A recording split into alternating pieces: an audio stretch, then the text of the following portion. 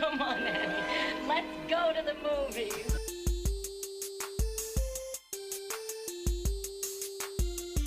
This is the Cinerealist episode 6. My name is Kyle, My name is Zach. and we're here to talk movies, movie lists, and movie obsession for the next hour or so. But actually, Zach, that's a lie. It's pretty much a lie. I don't think we're going to do that at all. I don't think we're talking any of those things today. I mean, we can. You want to talk movies? Yeah. Okay, sure. Talk movie list to me. Talk movie lists to you? Do you know, I was looking, so in my bonus room, there's a room in our house called the bonus room. Right. Oh, yeah. I know the bonus room. In that room is a folder where I keep all of my movie lists. And I was looking at it the other day, and I was like, man, I used to all the time be like poring over these lists and like checking on movies and that kind of thing. And at some point, I think I reached this like threshold where like, okay, I've seen a lot of the movies, and I lost a lot of the drive to like see more of the ones on those lists. Yeah, I'm in the same boat as you, where I was on this huge completionist trek for a while, trying to do like obviously the big ones, but also like all these obscure lists. And I got to the point now where every movie that's left is like 3.5 hours long in Hungarian. And they're all like meditations on fill in the blank. And I was like, oh man, I just don't know if I watched any of these movies. You know, I reached some accomplishments with it, and then I think I was like, well, once you've done that, I saw the top 100 of these and the top 250 of these, and so I still would plan to, but it's the same kind of thing. It was like, well, there's a lot of movies that will never appear on those lists that I kind of want to watch more. So Sometimes I'd rather watch Crank 2 High Voltage than I don't know, the donkey movie, Oh Balthasar, whatever it's called. Did you finally watch Crank? I did watch Crank, yeah. Pretty crazy, awesome, right? That movie was insane in the best way. Yeah. Yeah. I forget which one I liked better. I think I like Crank better, but they're both great. Yeah, well, I mean, Crank really felt like this indie movie. Like, I think it was shot in like early digital, early 2000s. And I was like, yeah, this feels like a renegade kind of movie. We're like, we have a crazy idea. Let's just throw it on film, see what happens. Yeah, totally. I did do a Catherine Bigelow double feature last night. Tell me more. So I watched The Hurt Locker. Okay. Which I've seen this before, but it had been a while.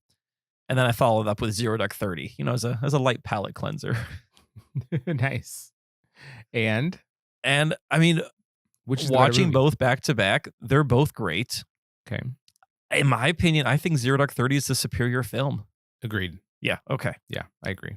Like Hurt Locker's got some incredible scenes, but like as a movie, it kind of feels like a collection of scenes, all sort of informing you about the Jeremy Renner character and sort of how he has, I don't know, is all in on the army and sort of dislodged from society. And then you get Zero Dark 30. Like, go ahead. Yeah. I think that Jessica Chastain is undervalued in our society. Like as an actor or a person? Yeah. Okay. Yeah. Well, I don't know her as a person, but I think she's a fantastic actress that plays a lot of great roles. And people don't talk about her enough. Well, I mean, she had like Eyes of Tammy Faye. That was her last big one. Was that last year? That feels like 2 years ago. Okay. Was that last year? I guess this year's almost over, so last year was 2 years ago. Okay. It feels like she should be like Emma Stone famous. Yeah. Yeah. So, I don't know. Today. Yes, what are we doing today? Not normal episode. So James is gone. Okay. Right. He's MIA. We think we're not going to speculate. We think he's okay. I mean, I know you messaged him today. We've heard nothing back, so I don't know about any brewery or games that are going on. He's celebrating his birthday this weekend with family, so he could not be on the show today. Kyle and I normally have a lot of fun making these kind of meta lists, right? Through the decades, but instead of doing that, we decided we're going to do a Patreon preview. And I think it's fair to say that we weren't inspired by a meta list this week around, and we didn't want to force one. Yeah, we're not gonna force it, right? Yeah. Yeah. So if you listen to the show, we have a Patreon. What we do on the Patreon is we um after we record the main episode, we keep recording and we chat about whatever. So sometimes we play games, sometimes we have ridiculous conversations, sometimes we talk more about the topic from the show, and sometimes we talk about movie news. It could be really anything. It's the more insane part of the podcast because anything goes. And we thought it would be fun to give a preview to our non-Patreon followers, Right. to know a little bit of what they are missing if they're not subscribed to the Patreon, which I believe you can access to for $1 a month. Yeah, And I think you go to patreon.com/cinerealist to get access to that. Absolutely. There's going to be a link in the show notes. You can go to Patreon and search Cinerealist, or just patreon.com/Cinerealist. And that is going to have every Patreon episode we've ever recorded on there. And so if you can't get enough Cinerealist, you can go on there and listen to, dare I say, hundreds of hours of more content. Oh, I think it's safe to say that. Yeah. Yeah. Do we still have the special tiers, like the $500 tier? You could zoom into the show. The $1,000 tier will fly you to Orlando to be on the show. I sure hope so. I Okay. liked the ridiculous tiers. There was one, it was like $500,000, and we would like fly to your living room, talk about every movie you've ever wanted to talk about. And I think someone should take us up on that. Yeah. We will fly to you on your dime. but really, we have mugs. I have them right now in my house. Oh, yeah. So if you want a Cinerealist mug, it's like, I don't know what tier it is, but it's cheap. It is my wife's favorite mug in the entire house. That's great. That is her go-to mug, is her Cinerealist mug. I love that. Yeah. That's fantastic. Okay, so this episode, Kyle, you picked this one. I did. Tell us a yes. little bit, just, tee it up. Sure. Well, like Zach said, we can talk about anything on the Patreon. And this one I thought was one of our more zany chats that we had. The title of this Patreon is "Can You Love a Robot?" And it's just us discussing, can you fall in love with AI? Can you fall in love with an android? James hypothetical. Correct. He came up with. Exactly. Yeah. And I think you can guess from knowing James and I that James and I differed in opinion. That's generally the case. Yeah. Yeah, for sure. Then always the question is, whose side do I decide to team up against? Exactly. Yeah. You have to pick a side. Yeah, I gotta pick a side between you two. I don't remember which side you took on this. I think you took James's. I don't even remember what James's side was, to be honest, in this conversation. I do. You do remember? Because it's the unreasonable one. I think that I chose your side. So enjoy, and if you'd like to hear more of these, you can always subscribe to the Patreon, and we will be back next week with our regularly scheduled programming. We're going to talk about The Substance. Yeah, this is a movie that has been recommended to us by several listeners, and just in my daily life, when I talk to people, and like I mentioned, I'm a podcast, people have just said, "Oh, have you guys talked about The Substance yet?" So it feels like a movie that we need to talk about. And just a little spoiler, I've seen the movie already. Just watched it before we recorded this. Definitely things for us to talk about in that movie. Okay. All right. Well, that'll be next week with James back on the show. So I feel like James is going to want to talk about this movie. Oh, I'm sure James has watched it already. Yeah. So, yeah. So, all right, guys, enjoy.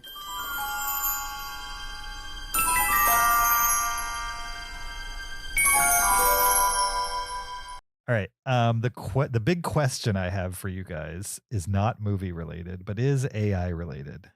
And since somebody brought up ChatGPT, and I think that was me in the show proper, it sparked this for me.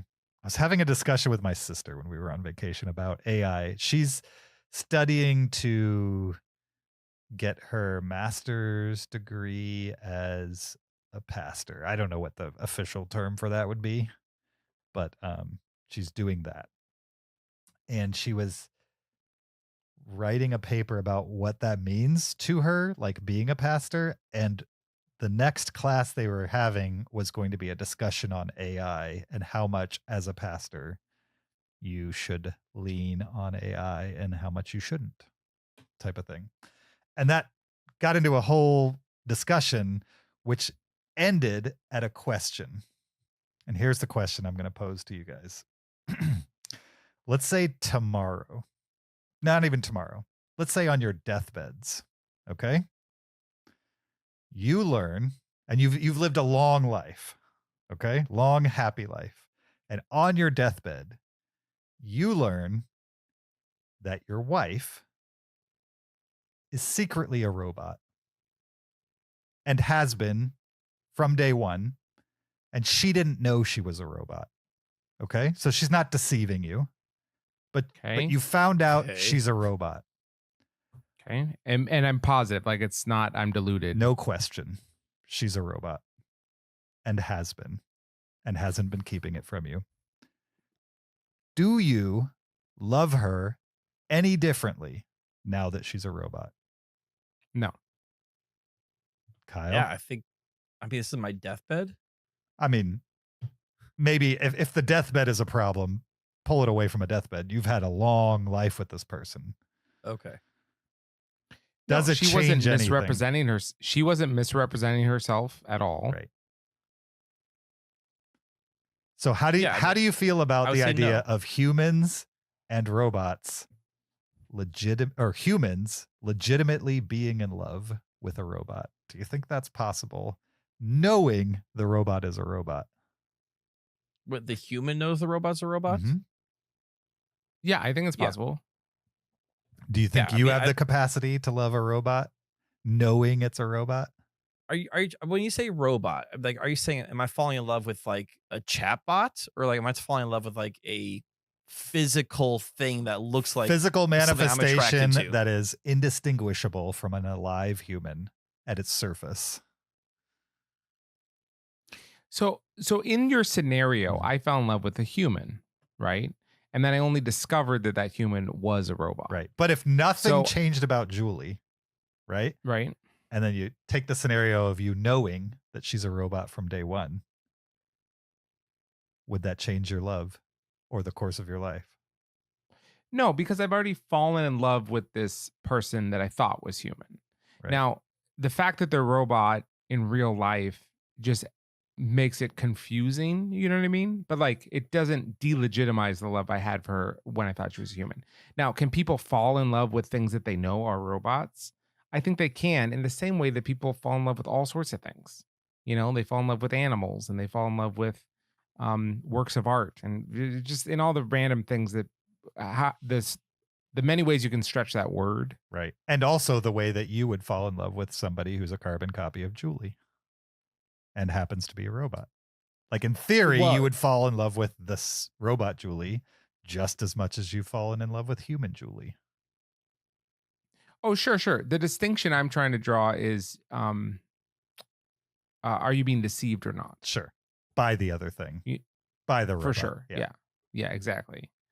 Like, could you, would you, let's say, we're rewinding a couple years. You meet Julie, and on day one, she says, by the way, I'm a robot. And this is a world where you take that seriously. You know what I mean? You're like, oh, okay. Would that have been it? Yeah, that would have been it.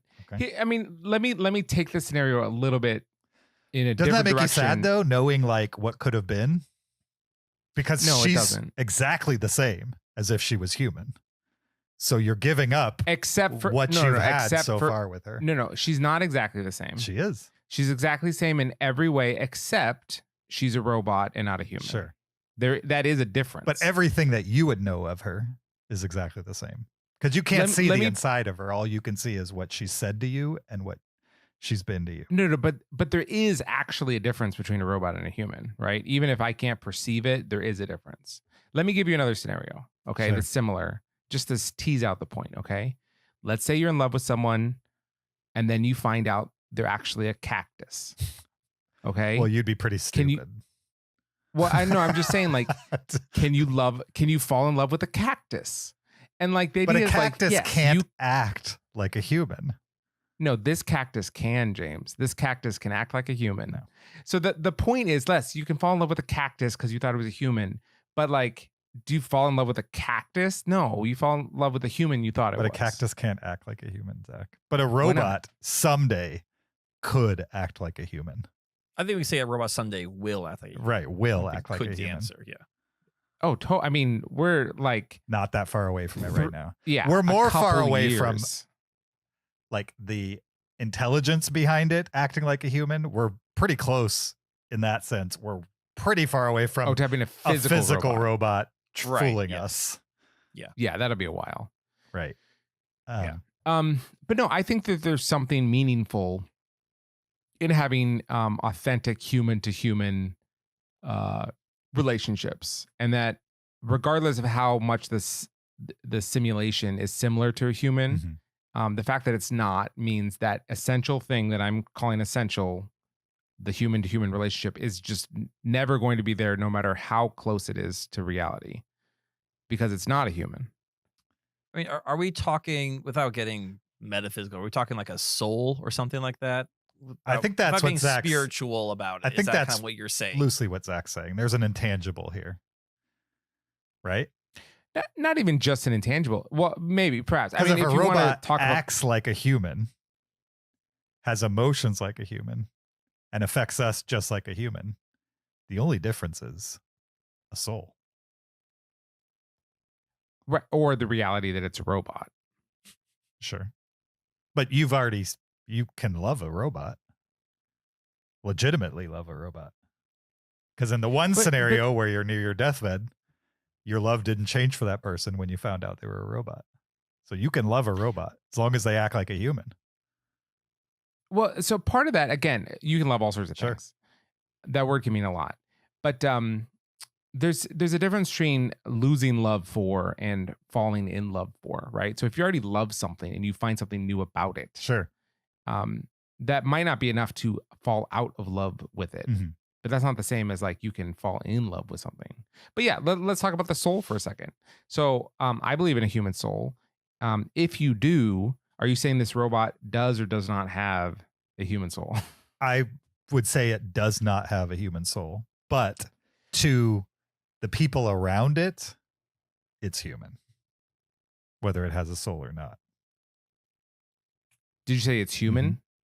The people around it believe it to be human. Believe it to be human, even Yes. though it is not. Yeah. Correct? Right. I mean, in Yeah. both scenarios, whether they know it's human or not, I think they're going to believe it's human. They're going to treat it like Well, it's human because mean, it's here's going the to thing. act Could like you- a human. Can you love can you love Hitler? Can you love an absolutely horrible person? Of course you can. Yes, you can, right? But what if you fell in love with this person and didn't realize they were Hitler, and then you realize they're Hitler? Like, it's like you can fall in love with all sorts of things. Sure. Yeah, but Hitler knew But- that they were Hitler. And also, you said, Zach, that if you found out on date one that Julie wasn't a human, that she was just a robot that played a human convincingly, Yeah. you would sacrifice the rest of your known life just because she's not human. Yeah, but for Zach, it's not the rest of his known life. He doesn't know the sacrifice he's making. I'm saying he gets the opportunity to know that. Wait, so this is the world where, like, on the first date, you get to like He's- see your whole life in front of you. He's given a choice of like continue the life with this person and this is what your future looks like. You're not going to really even know she's a robot. Or you cut that off now and you take a different direction because you can't love a non-human in the same way that you'd love a human. No, I haven't said can't love. I think I've been explicit that you can love all sorts of things, including robots. Mhm. What I'm saying is that I do not choose to place to choose to love a robot over a human. And furthermore, I have kids. I mean, I guess in your scenario, I still have the kids with the robot. Yeah, I guess I was curious enough to get robot can have kids. I don't know how that happened. It's a thought. I It's a mean, thought my kids- experiment. Are my kids robots or human? That's a good question. I Like- might sacrifice for my kids Sure. and do whatever in order to have my real kids. But if they're robot kids too, They're then cyborgs. half part human. human, part robot. Yeah, the biology of this is a little sus for me. Well, there might be like what do they call it in MCU movies? There's like it's what the suits are made up, like nanobots or whatever. Oh, nanobots. Yeah. So- James, let me ask you Sure. this, okay? This is 7,000 years in the future. Sure. Okay. I'm ready. Now you didn't know scientists were working on this. Okay. But they've actually I've been lived a long spending time. they've been spending the last no, you were born then. Oh, but okay. They're spending the last 7,000 years genetically engineering chimpanzees to look, act, and in every way human. So Sure. you cannot tell that they're not chimpanzees, but they are chimpanzees. Mhm. They're not human. They're chimpanzees. And you meet someone and you fall in love, and then you find out they're a chimpanzee. Right. And after you die, they will turn back into a chimpanzee in every way. Weird. Right? Okay. Yeah. So they're genetically like kind of like the scientists engineered them to like you'd be attracted to this monkey, Sure. this ape. So when you die, they turn back into a chimp and they act like a chimp and that kind of thing. But Mhm. while you're alive, they are indistinguishable from a human woman that you would be very in love with. Sure. And you find this out before you die, would you continue to be in a relationship with this chimpanzee? 100%. Really? If I love this person, from my perspective, I loved them. Why? If I'm satisfied by this person emotionally, whatever, if they're giving to me, even if it's, I mean, in the case of a chimpanzee, there's still flesh and blood. I think it's even harder Yeah. as opposed as a robot, but because a robot would be programmed to satiate all Sure. those things, or you know what I mean. There would be at least some suspect of like a human programmed this thing to make me happy with it. You know what I mean? That's harder Yeah. to me than a chimpanzee, which is still flesh and blood. Anyway, yeah, absolutely, I would do it. Okay, so here's what your philosophy is saying is that you don't believe that people can fall out of love with someone based on new information. No, I believe they can. I believe that it's our perception of other people and their motivations are based in ourself, right?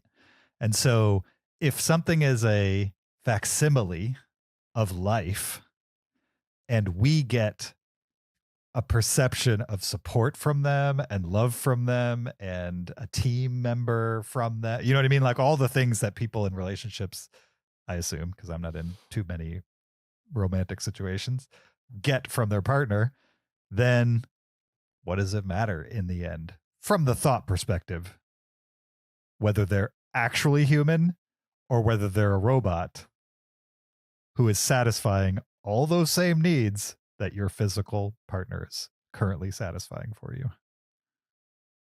As like programming though, right? It would be programming versus a free will. So like do you feel like there's a difference between someone who genuinely loves you Mhm. or can just make you believe that they genuinely love you? I'm saying, what does it matter in the end? If you have this need and a human can fill it or a robot can fill it, is one better than the other? Is one wrong versus one being right? Or are they both I'm fine right? with us coming to different conclusions on this, Sure. but for me, I firmly believe that I would feel differently if someone loved me versus didn't love me but could convincingly convince me that they love me. For me, that feels like a difference. In that case, then, your original answer was your love would not change for Julie if you found out near your deathbed. Sounds like it would. You'd have a different No, no, no. perception of her because she's a robot. For sure, a different perception. I think love, especially for a partner, is something that is a very wide, nuanced Sure. like idea, right? Right. So you still have this care for this thing that you've known for so long, Mhm. right? But based on new information, feelings can change a ton. Your love would change for her. It would take on a different shape. when you find out Right, that because she's I- a robot. Because I know that she has never loved me. Our entire relationship has been a lie, right? She has pretended. It's not a lie to love because she me. didn't know.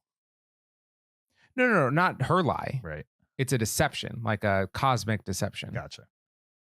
In the sense of all of the things that she expressed to me, she didn't actually feel. She just thought she felt, Sure. Could right? Mhm.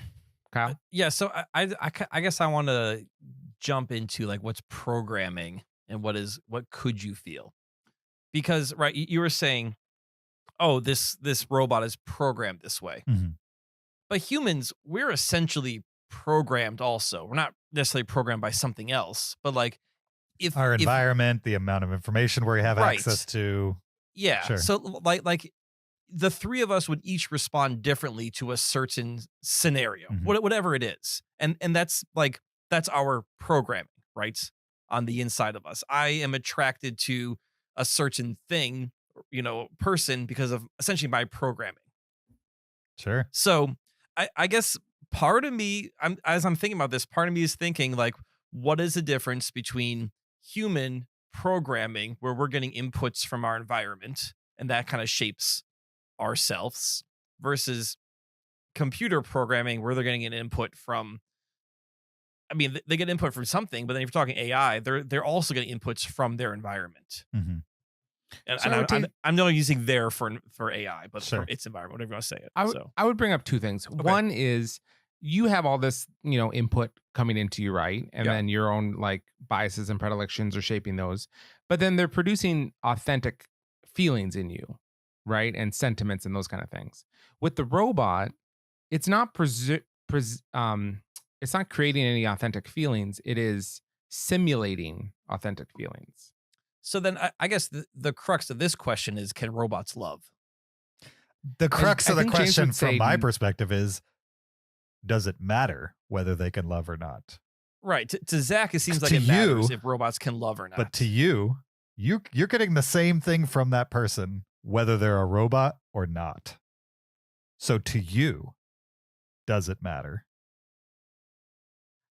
Well, again, a relationship is more than just what you're getting from And someone. I understand that. What I'm saying is, from your perspective, on your deathbed, what does it change whether they're a robot or not? Changes nothing in my world.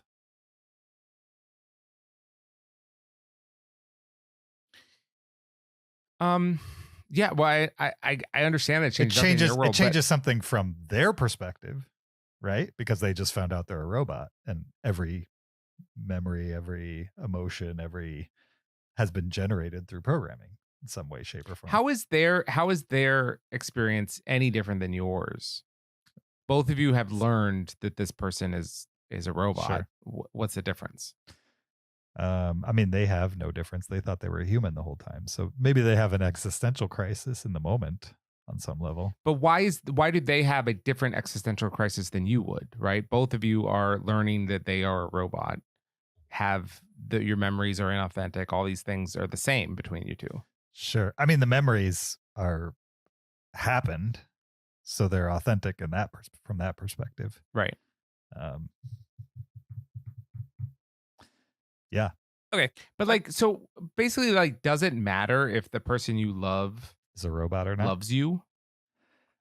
See, that's the thing, is like, whether somebody you, it loves doesn't you or matter. not is your perception of whether they love you or not. That's not true. They could actually love you or not. It's not just your perception. There are other people that are not connected to you. You'll never know that- how much Julie loves you. You'll never know But even whether if it's you- more no, or no. less than what you believe she does. No, that's true. But even if I don't know, she still does or doesn't. You know what I mean? Sure. Like whatever that level is, it exists apart from what I can perceive of it. The same way would be from a robot.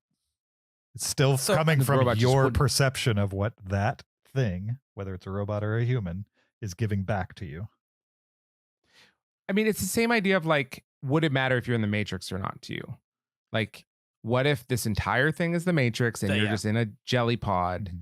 Does that matter? And what you're saying is like, well, your experience of it would be exactly the same, 100% the same. So it doesn't matter. Mhm. And I would say, despite that, it does matter because they are different. And I would rather be in the real world than in a simulation. And so because of that, it matters. I mean, you'd still be in the real world because you're in the real world, like making Well, I'd things rather be in a happen. non-simulation. Sure. Right. I mean, like if I was given a choice, Mhm. I would rather be in a non-simulation. But let's say, I guess I'm gonna take this two ways. Like number one, let's say you die, and then you find out it was a simulation Mhm. for whatever reason in the afterlife, whatever it is. You find out, oh yeah, this whole thing was a simulation. Would you feel like your life was any less? Yes. You would. I wouldn't. I You don't, wouldn't. I don't think I would because it's the life I had. There was no other life. Mhm. It was a simulation. Let's remove the squishy pod thing. Let's not pretend that there's another body. Let's just say this is a computer, right? We are living in a computer. Mhm. Let's put it that way. So that this is the life. And then you find out it's a simulation. I mean, there is no other option. It was this or non-existence. Well, I would say like I live my current life Yeah. under the understanding that God is real, Sure. that He has created this universe, Right. Well, that yeah. there's an afterlife. But And if I woke up from the simulation and found out that Zorg, some nerdy alien high schooler, has created me during recess, yeah. you know what I mean? Yeah. And it's not at all what I would be disappointed. Sure. It's not the same. It's not apples and oranges. It doesn't matter like Right. which it is because I have this framework of what created the universe that I live in. Mhm. And if that's different, that matters to me Right. because I don't think that this experience, as I perceive it, like James was talking, my individual perception is all that exists. I think things exist outside of what I can perceive. Yeah. And that includes other people's perception or things just outside of the universe itself. Sure. So you're waking up and you are learning there is a creator. There is more to it than the life you've lived. It's just the explanation is not the explanation you grew up believing of So that's Christian partly- explanation. So like that's how is partly that of it. difference though? Well, that's partly of it, but it's the difference of like, let's say you're an adopted child, right? And you don't know anything about your biological father. You live your whole life. Mhm. And then two versions of you. One of you finds out that your father was Martin Luther King Jr., and the other of you finds out your father was Hitler, right? Like, I think it's valid to have a different emotion about both of those things, even though your life is the same in both situations because you never knew your father. You know, like the reality of that can affect you. Mhm. Like it can like make you feel a certain way about the Right. difference, even if it doesn't affect your actual life. Mhm. Okay, so then here's the other question I'm going to ask, and this is kind of the simulation one. Let's say it's James' scenario, but you're the robot. Yeah. So you on your deathbed would ever realize, oh, I'm a robot. Would you say to yourself, well, I'm Zach Sweet, and everything I believe about robots is they can't love and they can't X, Y, and Z. So then the love I felt for my wife, my kids, Was not real. was inauthentic. I think I would intellectually think that. I would Okay. still feel those same feelings, Right. I think. Mhm. But I would just be programming at that point. And I guess my argument is programming is a very wide term. Yeah. Of what is programming. Is it possible James, that what- like humans create life, right? Animals can create life as well, but certainly humans can. Is there a difference at some point, or is there no difference at some point between creating a human life as we traditionally know it and creating a digital life? Yes. Okay. Again, because the soul. Because of the soul part. Because I think humans have a spirit that's not a physical thing that wouldn't be in us creating a digital life. Okay. And Zach, I think it's interesting that you bring a more of a faith-based lens to this. Sure. And this isn't a pro or a con. I think it's just interesting commentary. I honestly don't know But, the like- answer to this. Like I don't know. I don't have the answer I either. definitely Yeah. play devil's advocate for the part of like, what does it matter if they're human or not? I'd Yeah. prefer a human, clearly. You know what I mean? I'd rather be surrounded by people, knowingly or not, that are well-intentioned humans. However, if I was surrounded by well-intentioned robots, and at the end of my life, I was told that, and they didn't know, they didn't deceive me, I would have a hard time squaring whether that matters to me. If I lived a good life and the people around me were good to me. You know what I mean? Would it matter on your deathbed? Not sure it would. To me, I mean, I don't part think it of would it is- change part- anything to me. Part of it is like, would it matter? I mean, I care about tiny things, you know, like, Mm. oh, did I open this bag of chips and open it too much on the one side? Like, I have a minor care about that, right? So Sure. are you saying like, would I divorce this person or would it cause me pause? You know, like those are different questions. Would it change I anything think when it's you more- reflect on life? Would you reframe your life? Right. Would you feel like Based your on life is this. wasted if you found out No, the person you were No, with I all wouldn't. this time that you had kids with no, that all because these no, because both of us did everything authentically. Mhm. Like they both of us acted authentically the whole time. Mhm. It wouldn't make me look back at everything and be like, I regret everything. You know what I mean? I'd regret nothing. You know what I mean? Sure. What if they were? James, what if what- they knew they were a robot and they were programmed, and they can't change their programming to not tell you until your deathbed? Can I answer that with this other scenario that I really want your take Sure. on? You have this amazing relationship your whole life. It's passionate. You love each other so much, Sure. so happy. Love it. At your deathbed, you find out that this person hates you. They're being paid $50 million after you die. Sure. And in order to get that $50 million, they had to convince you that they were absolutely in love with you. Right. Now, I feel like from your but what it did for you, your perception of things, like you got everything you wanted out of this relationship. Would that change your mind? That's my question for you. I mean, it wouldn't change what had happened or my perception of what Right. had happened. But it would change my feelings in the moment about that person. That would be a sucky thing to learn right at your deathbed. I think that would change for the rest of my life, whether it be 1 minute or 5 years. I think I would hate that person. Yeah, for sure. I know you say in the moment, That would but totally change. yeah. But would you, and then they give you an opportunity, like I'll let you go back to when you were 18 and never have you meet that person and your life take a different course, or live the way you lived and then you can just die now. And I had lived a good life. Like, I didn't know about Yeah, their a great- deception. the It was best fine. the best until this moment. Would you go back and say I never want to meet that person, or would you say no, I had a good life, I was happy, it's fine? When I go back, do I still have to learn this thing right before my deathbed? Well, no, you go back and you don't meet this person. and you don't know that you had this Well, life, correct? It's like a Who on reset. their deathbed isn't going to go back no matter what? No, you only go back if you want to not meet her. If you're fine having met her, you don't go back.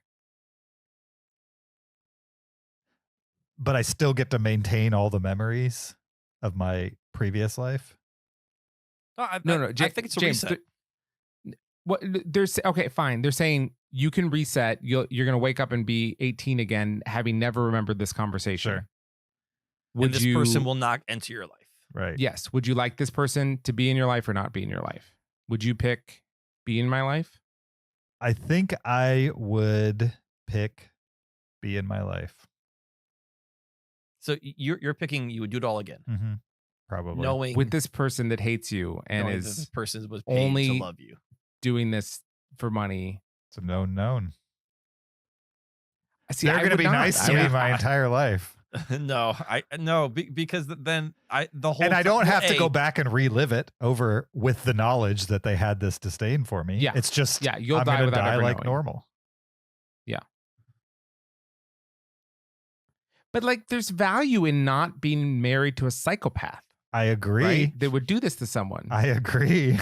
But I wouldn't know that they're a psychopath. So what does it matter? You wouldn't know, but they are. You know what I mean? Like, regardless of what you know Sure. at a given moment, they still are a psychopath. Sure. I understand that. I understand what you're saying. And also, I don't think it would matter to me if Sure. they had spent 70 years with me, 60 years with me, and was good to me that entire time. Sure. Whether it was out of spite or under the motivation of 50 million, that's what happened for decades. Sure. Yeah. So in that case, let me take it a much more real world scenario. Okay. I'm ready. Would it, let's say you're married to someone, would it not bother you if they were cheating on you over and over again, but you never I found didn't know out about it. Yeah, that idea doesn't bother you. Well, like if I never know and I never suspect, if they're doing it or not really doesn't bother me. And they're still like Because- meeting all the needs that I have. Yeah. I think It's really the same situation. it's the same It's just situation, so I would go this. I This would say actually the same happens. thing. That would make me What about more you, upset than the robot thing, I would imagine, in the moment. But I think upon Sure. reflection, if I had my sanity, I would say, I didn't know about it, so what does it matter?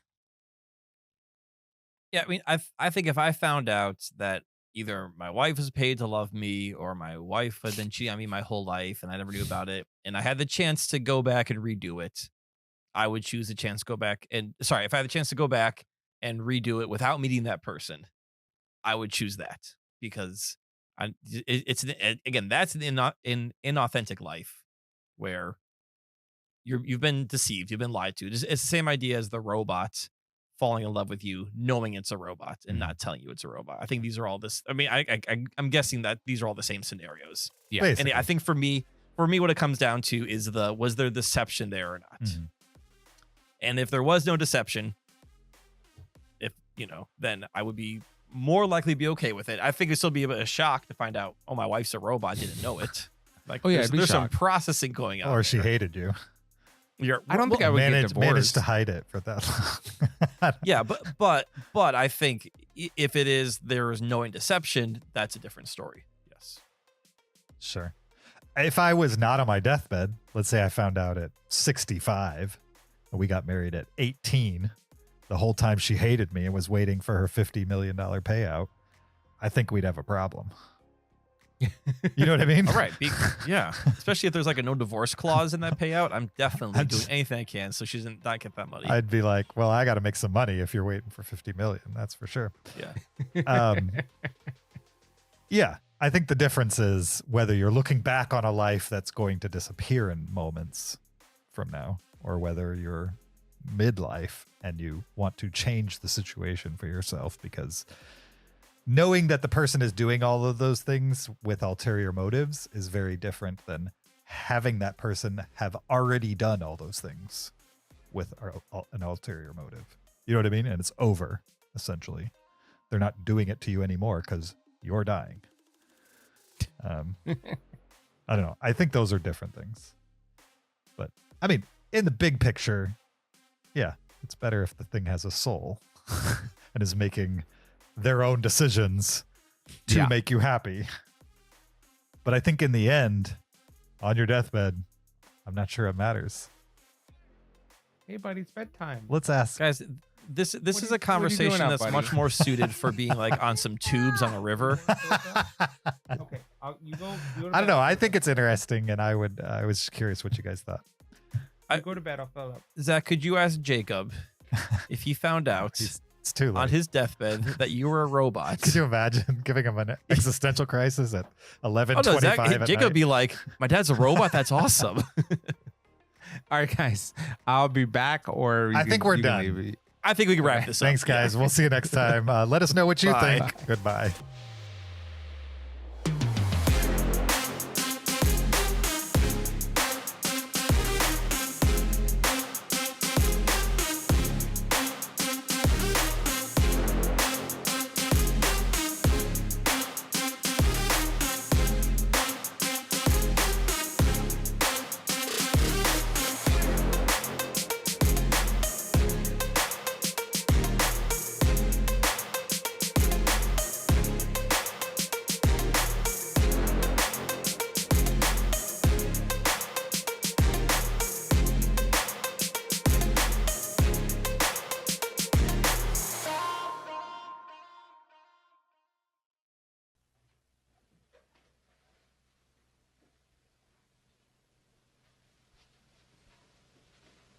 You're still here? It's over. Go home. Go.